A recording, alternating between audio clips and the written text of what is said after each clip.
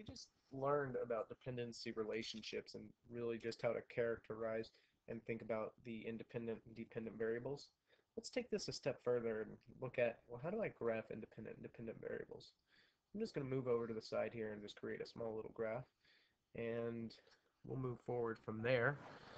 The first thing that I want you to think about is, and what happens to most people is, hey, the problem is I don't know where to put my independent or dependent variable on my graph. That's number one.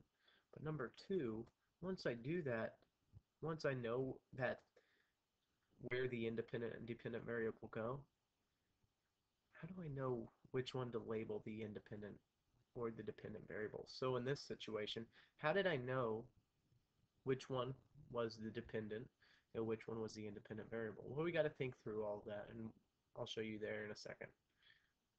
And most of the time, just like in the classroom, one of the themes that we use in the classroom is think. You're going to have to think. You're going to have to parse the problem and break it down. So let's say, hey,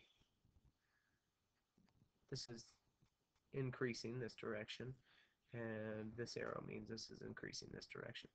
And this is just a small graph. It represents a graph, but now I want to label these with the x and y axes.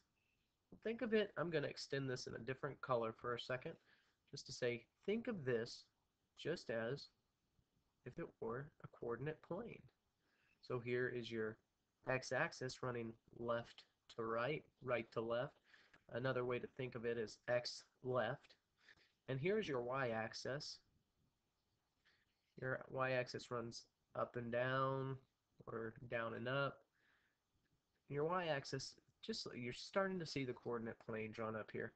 And just think of, hey, your y-axis is also y to the sky. So you could always think of the y-axis is always to the sky, y-axis, and the x-axis is x to the left. So we draw an x over here to the left, right? But, no, x-axis, x to the left. So the question is, well, we're cutting out the coordinate plane, really. We're not even going to use this section to the left here. And all you're dealing with are the y-axis running up from this point, and the left axis running to the x-axis running to the right, or horizontal. So we're dealing with the horizontal and vertical quadrant, just this one section here. All the other quadrants kind of disappear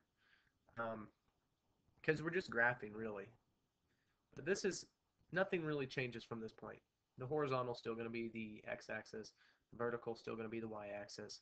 But how do you label them now? Let's use this example from before with the number of days since your last haircut example. Well, the x-axis is typically your independent variable. So let's say, hey, this is going to be the x-axis. So whenever you label your x-axis, you'll run it here with the independent variable. And in this case, the independent variable is the number of days since your last haircut, so we'll put days down here. And as stated earlier, this arrow means that the number of days is increasing as it's moving off to the right.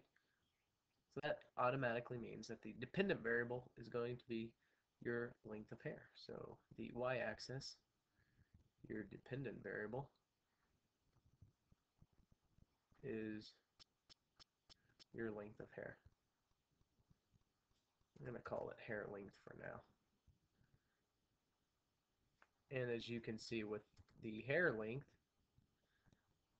the y-axis, this increases as the arrow is showing that the further up you go, the more your hair length is increasing. Another way to think of this when dealing with, because you're not always going to deal with the length of hair problems, you're also going to think of, a good way to think of it is the independent variable is typically your, I'm going to change colors for this, it's your input. It's the values that you're inputting. So the number of days, it's your input, whereas the dependent variable is your output. It's what's going to spit out and give you a value for your input. So whatever you input, the number of days here, so if I put input 1 day or 2 days or 4 days or 6 to 10 days, I don't know, just as I input these, I'm going to get values of length back of maybe for 1 day I get 2 centimeters, and for 2 days I get 4 centimeters, and then for 4 days I have 8 centimeters. Or I could actually have 16 centimeters. But now you start to see that as my independent variable increases, my dependent variable increases too. And now I could start to graph this. Hey, this is the length of hair here. This is the length of hair here. This is the length of hair here. It's starting to skyrocket. And maybe even at some point over time it would plateau, or maybe it just increases constantly at a steady rate. We'll look at all that stuff later.